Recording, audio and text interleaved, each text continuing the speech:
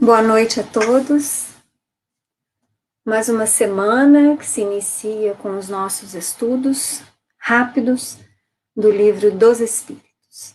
Nós hoje estamos já indo para a 101ª aula. Lá se vai um longo tempo de estudo, apesar dos estudos serem sempre muito breves, somente 30 minutos. Nós estamos no capítulo 7 da segunda parte do Livro dos Espíritos. Iniciamos na semana passada o subtítulo A Infância. Então, hoje nós vamos dar continuidade a esse mesmo tema. Vamos, então, para a questão 382. Kardec vai perguntar: durante a infância, sofre o espírito encarnado em consequência do constrangimento que a imperfeição dos órgãos lhe impõe? A resposta dos espíritos é que não, que esse estado corresponde a uma necessidade. Está na ordem da natureza e de acordo com as vistas da providência. É um período de repouso do espírito. Vejam só que nós estamos falando no período da infância. Tá? Então, as crianças, nós sabemos, são espíritos, às vezes até mais antigos que dos próprios pais. E, no entanto, elas, durante este período, por conta do desenvolvimento dos órgãos, ainda não se encontram plenamente no uso de todas as suas faculdades. Ou seja, o espírito ainda não pode expressar-se em toda a sua capacidade intelectual. Então, esse período, vamos dizer assim, é considerado um período de repouso para o espírito. Mas nós não podemos nos esquecer que esse período também é essencial para auxiliar os espíritos em relação a novos aprendizados. Dentro daquilo que se convencionou falar, a busca pelo autoconhecimento, a busca pela reforma íntima, que alguns preferem dizer, ou, em outras palavras, a superação das próprias sombras, é o buscar ser a cada dia melhor do que foi ontem.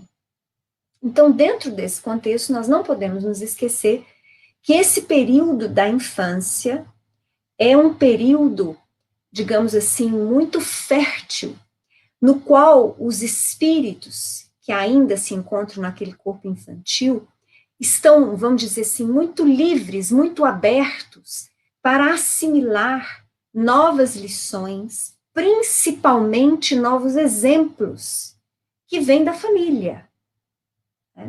É claro que nós temos crianças frequentando as escolas, e em geral elas vão cada vez mais cedo para a escola.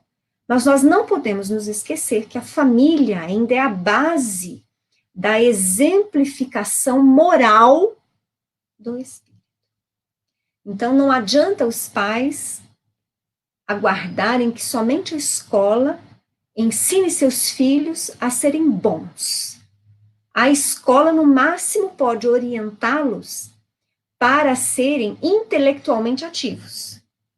Pode lhes desenvolver a curiosidade, a inteligência, o raciocínio lógico. Isso sim, a escola pode auxiliar, mas o conceito do bem, da verdade, do correto, da honestidade, o exemplo da bondade, da tolerância, da caridade, do respeito aos semelhantes, são os pais.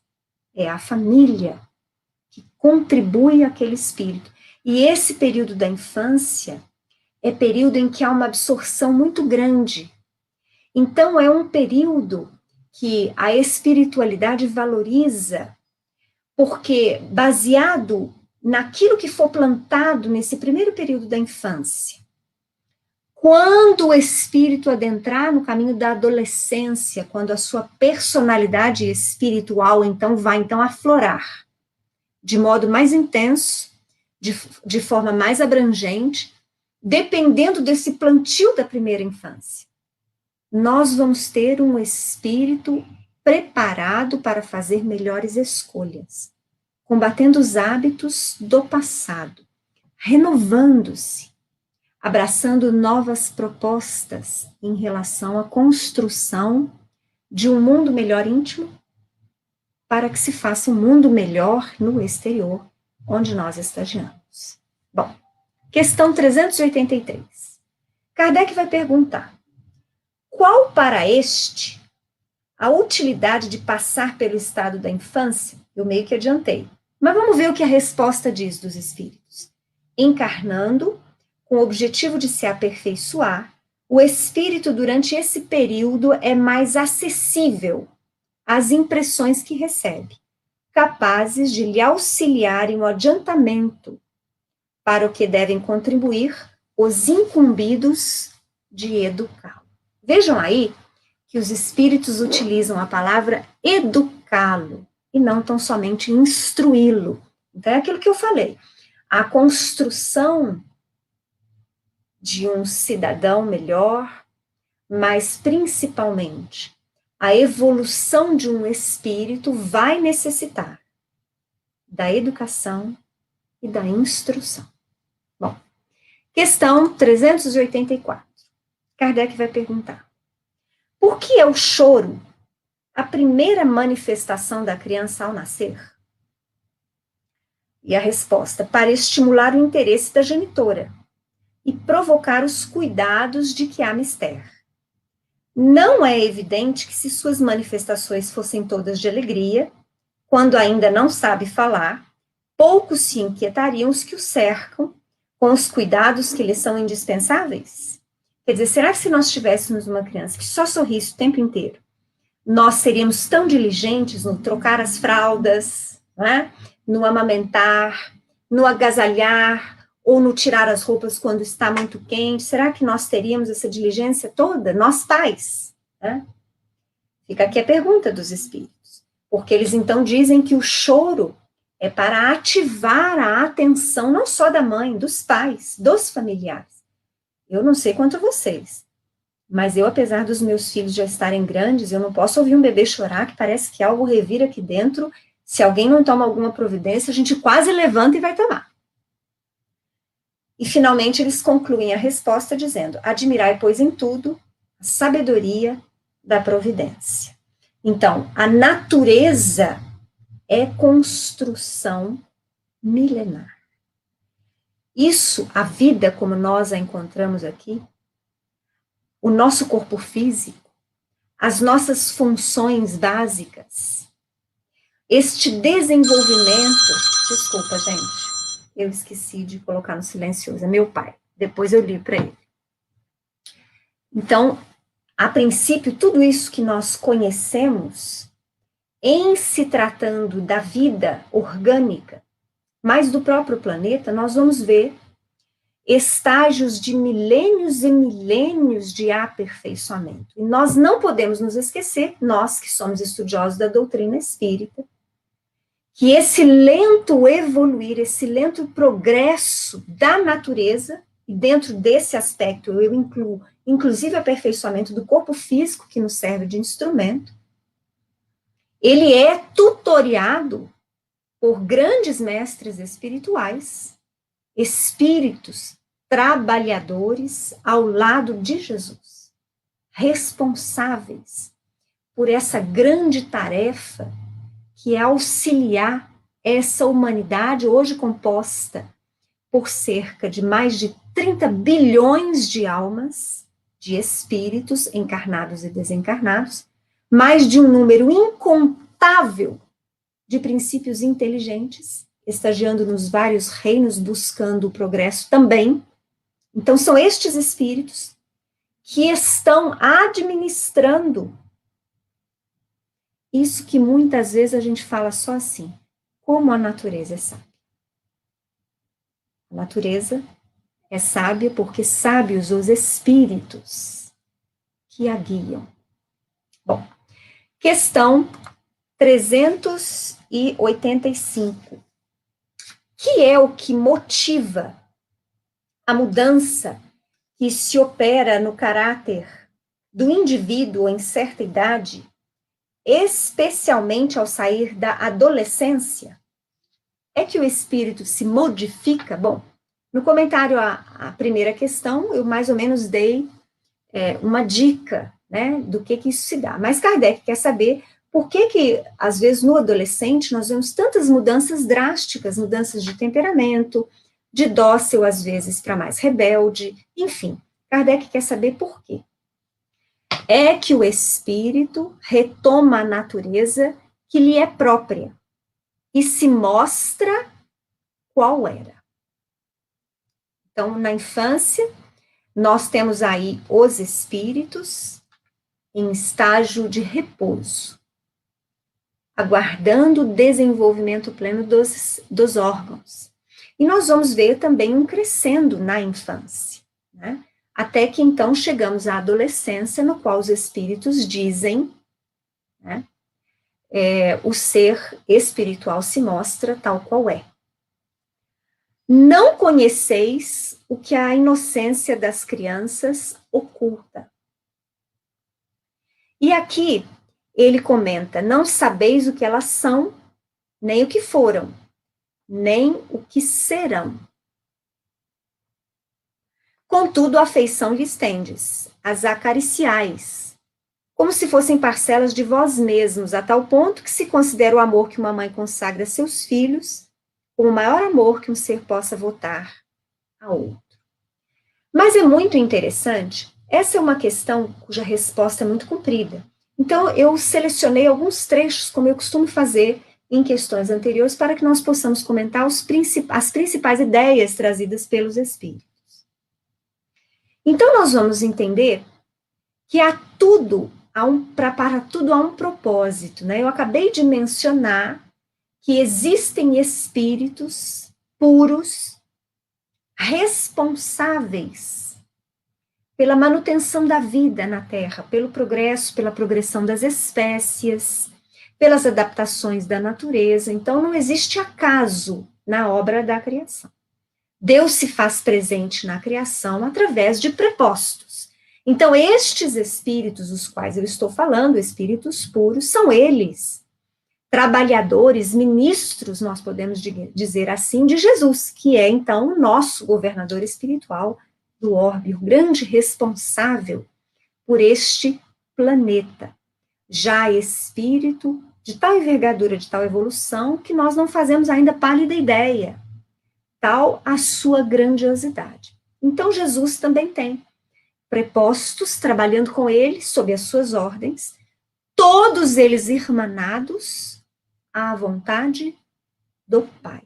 Então, também na infância, nós vamos ver propósitos, e é muito interessante que a própria ciência estuda isso. Então, por exemplo, no bebê, nós vamos ver os olhos maiores, em geral, a cabeça maior proporcionalmente em relação ao corpo, e olhos maiores, uma certa, digamos assim, imagem de inocência, a fim de que se toque efetivamente o coração dos pais, para que eles se incumbam de cuidar daquele ser que chega à vida física tão frágil ainda, principalmente se compararmos o bebê homem em relação aos bebês dos animais.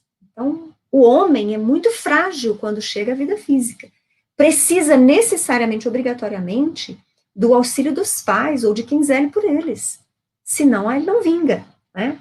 Então, nós vamos ver nesse texto os espíritos dizendo disso, dessas providências, que tudo observa comandos divinos, né? Então, a partir da adolescência, o ser já não mais necessita tanto de proteção e da assistência dos pais. É por isso que aí já pode surgir o caráter real e individual do espírito. Conservam-se os bons espíritos, e aí nós vamos muitas vezes nos surpreender já com o caráter, muitas vezes vicioso, de jovens, muito jovens, adolescentes, que muitas vezes receberam bons exemplos na família, mas que já demonstram tendências viciosas, às vezes tendências criminosas, em relação à mentira, à desonestidade, ao uso, inclusive, a busca pelos vícios, né, vamos dizer assim. Então, este período da infância, estas tendências, estes velhos hábitos, essas sombras do espírito imortal, se encontram em repouso. a fim de que justamente os familiares, os pais ou aqueles que o hão de sustentar e de amparar tenham por ele afeto. Com a medida em que os órgãos se desenvolvem, em que o espírito vai tomando posse daquele corpo que se desenvolve, é que vão surgindo temperamentos, como eu falei, hábitos, tendências, tanto positivas quanto negativas. É por isso que a infância tem um papel essencial, porque quando o espírito toma posse, então, plena na adolescência do seu corpo, e que começa a aflorar a personalidade que ele efetivamente tem, a força dos exemplos, da educação que ele assimilou nesta infância, pode exercer um contraponto, quer dizer, apesar dele às vezes trazer uma tendência porque ele viu, porque ele aprendeu, porque ele presenciou ações, pensamentos diferentes, ele repensa. E pode às vezes mudar, transformar o que era um hábito vicioso em uma nova proposta do aprendizado do espírito. Ele vai aprender a fazer diferente. Bom, Kardec continua dentro dessa resposta. Eu trouxe alguns trechos, como eu falei para vocês. Kardec não, os espíritos, dizendo: os espíritos só entram na vida corporal para se aperfeiçoarem, para se melhorarem. A delicadeza da idade infantil os torna brandos, acessíveis aos conselhos da experiência e dos que devam fazê-los. Então, mais uma vez, eu trouxe esse trecho para dizer para vocês da importância da infância, da importância dos pais, da importância dos familiares, da importância até mesmo da escola, porque na escola nós vamos aprender sobre a instrução, né? Regramentos, inclusive, da sociedade. Então, nós vamos ter também aprendizado de ética na escola, mas o exemplo principal é na família, com os pais, com os familiares, com aqueles que o devam amparar. Bom, e ainda mais um trecho, né? Que o amparem para progredir, né? Os que devam fazê-los progredir. Quer dizer, qual que é o objetivo dos pais, dos familiares, daqueles que recebem estas crianças em família? Fazer com que esses espíritos possam progredir. Nessa fase é que se lhes pode reformar os caracteres e reprimir os maus pendores. Tal o dever que Deus impôs aos pais, missão sagrada de que terão de dar contas. Bom, então os trechos mais importantes dessa resposta à questão 385, mas aqueles que se interessam, que gostam do estudo, eu aconselho que vocês leiam. É uma resposta comprida, mas é uma resposta muito lógica, que nos faz compreender, então, isso que nós estamos conversando. Essa chegada do espírito do plano da erraticidade ao mundo físico. E aí, terminando esse período em que tratamos sobre a infância, nós vamos entrar em um novo subtópico desse capítulo 7, que tem como título Simpatia e Antipatia Terrenas. Estas são as questões de número 386 a 391. Bom, questão 386. Podem dois seres que se conheceram e estimaram encontrar-se noutra existência corporal e reconhecer-se? Então, ele está falando assim: vamos supor que eu tenha tido várias outras experiências reencarnatórias ao lado do Antônio, que hoje é meu marido. Quando eu me deparei com ele nesta existência presente, eu o reconheci, por isso nós ficamos juntos? Essa que é a pergunta de Kardec. Ele quer saber se as pessoas se reconhecem quando encarnadas. Quer dizer, espíritos que já se conheciam de outras vidas no plano material e de experiências na erraticidade, no plano espiritual. E a resposta deles é a seguinte: reconhecer-se não. Podem, porém, sentir-se atraídos um para o outro. e frequentemente diversa não é a causa de íntimas ligações fundadas em sincera afeição. Um do outro, dois seres se aproximam devido a circunstâncias aparentemente fortuitas, aparentemente, mas que na realidade resultam da atração de dois espíritos que se buscam reciprocamente por entre a multidão. Então, quer dizer, aqui os espíritos estão dizendo que o reconhecimento consciente nós não temos. E isso é muito claro para nós, uma vez que nós já falamos sobre o esquecimento, a que todos nós somos impingidos a ter quando do retorno à vida física. O esquecimento é necessidade, digamos assim, imperiosa na atual fase evolutiva em que a humanidade terrena se encontra.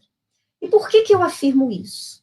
Se todos nós estivéssemos experienciando num mundo feliz, num mundo puro, é muito claro para todos nós que nós já não teríamos muitos débitos para recordar.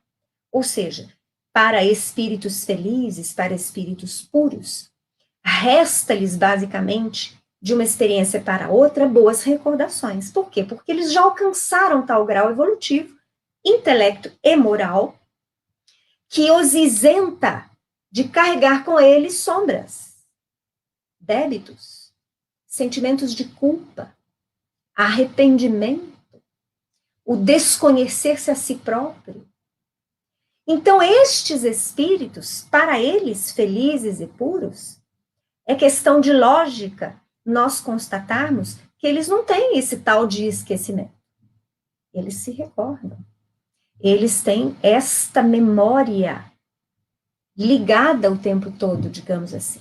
No entanto, nós que somos espíritos, no mundo de provas e de expiações, a nossa realidade é bem diversa. Eu tenho absoluta certeza que alguns de vocês, assim como eu, gostaria imensamente de esquecer alguns episódios da infância ou da adolescência ou da primeira juventude, porque nós erramos. Fizemos maus julgamentos, más escolhas. E nós gostaríamos muito de esquecê-los, porque de vez em quando a culpa bate. E é pesada essa culpa, porque nós ainda percebemos que temos sombras. Então, para nós, espíritos que trazemos estas sombras, estes débitos, se nós muitas vezes gostaríamos de esquecer algo acontecido nessa mesma experiência reencarnatória, vocês imaginem se nós fôssemos lembrar-nos daquilo que fizemos há 1000 anos atrás, 2000 anos atrás. Eu garanto a vocês que grande parcela de nós não daria conta. A possibilidade de que entrássemos num movimento de desalento, de depressão, que cultivássemos e alimentássemos pensamentos de que não merecemos novas oportunidades, que o que fizemos não é passível de refazimento, o que nós destruímos não podemos, não conseguimos reconstruir. Esse que seria o movimento que nós certamente teríamos se todos nós nos recordássemos do nosso passado.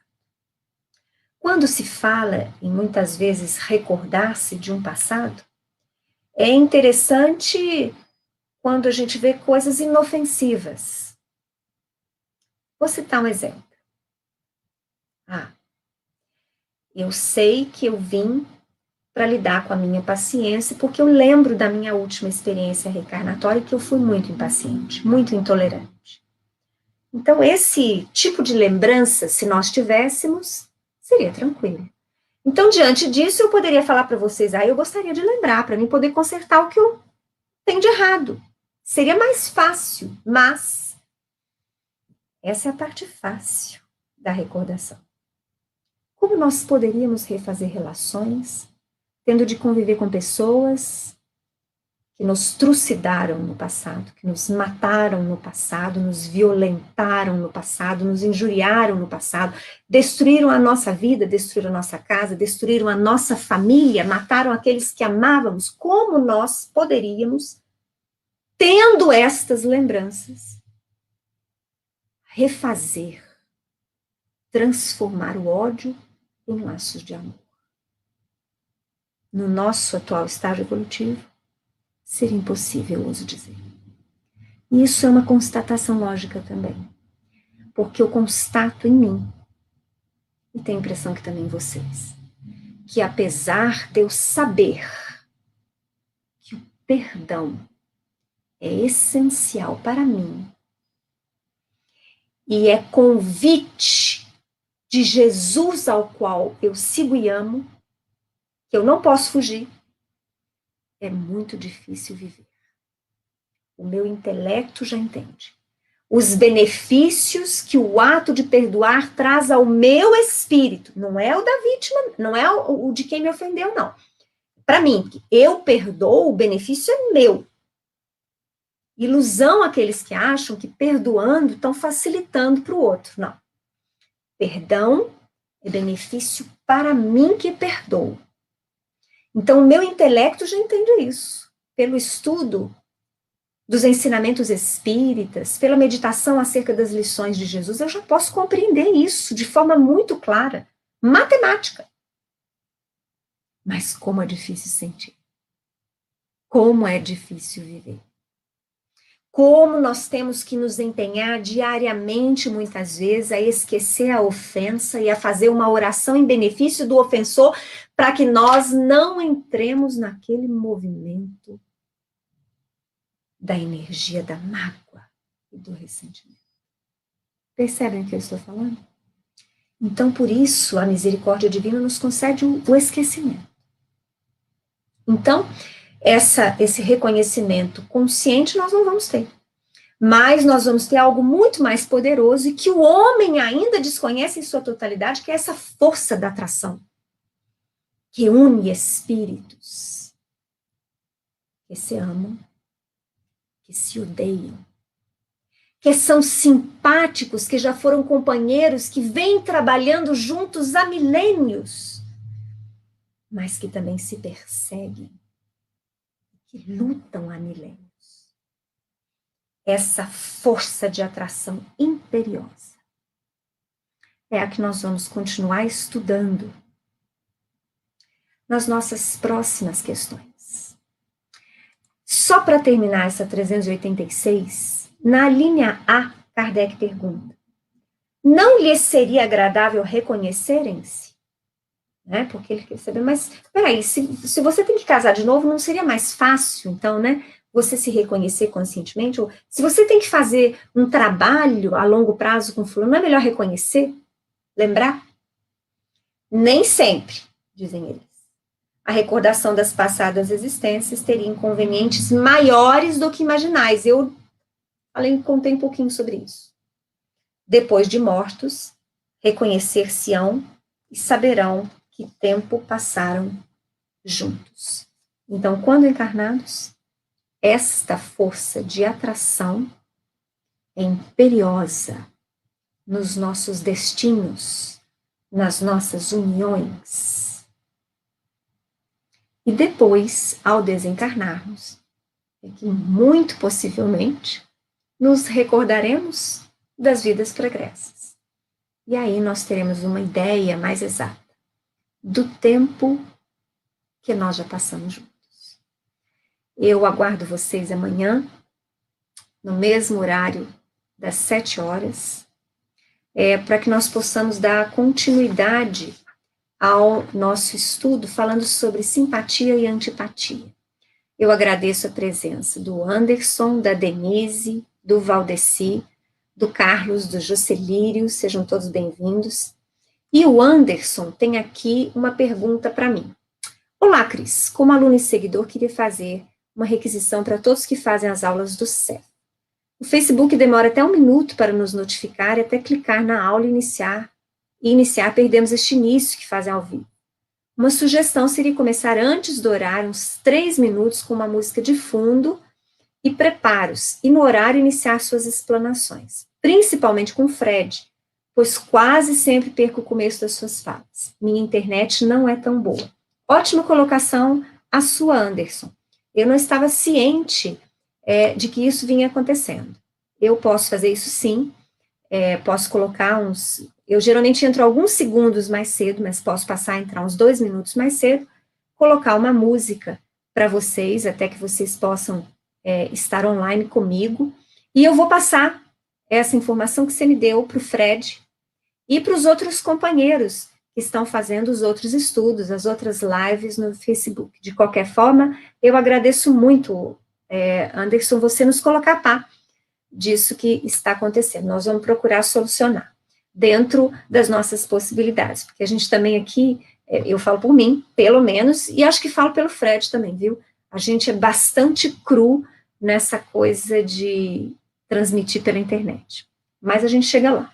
Eu já cheguei na 101, vamos ver se eu consigo melhorar um pouquinho para as próximas 100, ok? Uma boa noite para todos vocês e até amanhã, às 7 horas, se Deus quiser.